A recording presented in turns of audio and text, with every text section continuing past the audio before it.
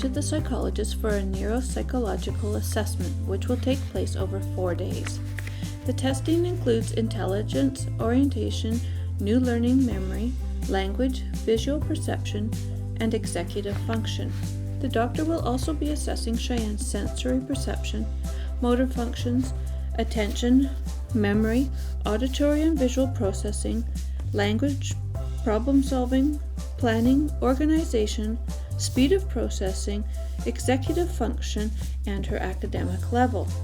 Having these results can predict future problems and aid in planning treatment for her current challenges. We are hoping to determine Cheyenne's strengths and weaknesses to best support her learning at home, with her schooling, and in the community. Good morning. So this questionnaire is about kind of daily living sorts of things. So attention span and tidying up your room. How are you? I would not do well at tidying up my room. So what they want you to do is just fill out the form, given behavior for the last 6 months. So, and it's never, sometimes, often. You've done these sorts of things before, and there's no right or wrong answer. Making sure the parents aren't feeling left out, the doctor gives us lots of forms to fill out. Okay, so Cheyenne, these pictures are in order. So you have to remember the order that they're in. So this is the first picture. This is the practice one, yeah. And there's the next one. Okay? So you're going to remember those in order. Which was the first one? B. And the next one? Excellent. That is exactly what I need you to do. Okay, let's try it. Here's the first one. There's the next one. Okay, gonna remember them. We got a whole bunch of options here. What was the first one? Got it. And the next one? Figured it out. So that's what we're gonna do. Alrighty. What have we got now? We've got one. It's another writing one. So the deal here with this one is they've got 2 sentences. So it says, the dog has fur, the cat has fur. What they want you to do is put those 2 sentences together so that it makes one sentence that combines the 2, still means the same thing, but maybe is a little bit shorter. So instead of saying the dog has fur, the cat has fur, you would say the dog and cat have, because you have to change that word, fur. Does that make sense? Okay, so you're going to use proper capitals, proper spelling, proper punctuation, and you're going to combine the sentences. So that was the practice one. There's yours. So your first one is cats are pets, dogs are pets. Put them together so it still means the same thing, yeah? Cats and dogs are pets.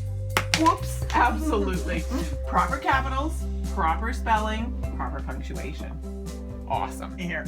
Okay, so we've got our rings and our pegs. Okay, so what you're going to do is you're going to try to make yours look like this picture here. Okay, so there's a bunch of rules you have to follow for this. You can only move one peg at a time. So there's there. You can't have them all flying around or anything like that. When you move a ring, it has to go back on a peg. It can't go behind your ear or in the Kleenex box or any of those weird things like that. You always do that. And you're going to try to do this using as few moves as possible. Okay, so you're going to start there. Wait for me to say go. And you're going to make yours look like that. Okay? Way you go.